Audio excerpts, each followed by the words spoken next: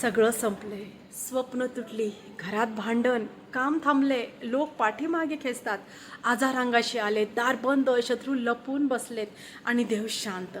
पण ऐक, हे सगळं संपणार आहे, कारण देव म्हणतो या 8व्या महिन्यात मी तुझ्या 8 अडचणी दूर करत आहे. 1, स्वप्न तुटण्याची अडचण संपणार आहे.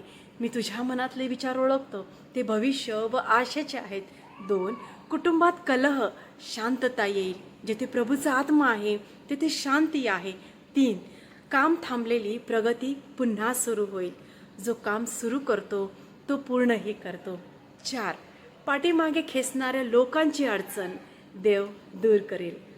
जो तुझ्या विरुद्ध उभा राहतो तो पराजित होईल. 5, रोग आणि रिपोर्ट उलटे होतील. तू मरणार नाहीस, जगेन आणि प्रभूची कामे सांगीन. 6, वाट थांबलेली दार उघडेल. तो जे दार उघडतो ते कोणीही बंद करू शकत नाही. 7, लपलेले शत्रू उघडे पडतील. कोणी गुप्त जागेत लपला असेल, चालत असेल तरी मी त्याला पाहतो. 8, उशीर. आता देव वेळेत येईल. तो उशीर करत नाही, तो योग्य वेळी करतो. आमेन.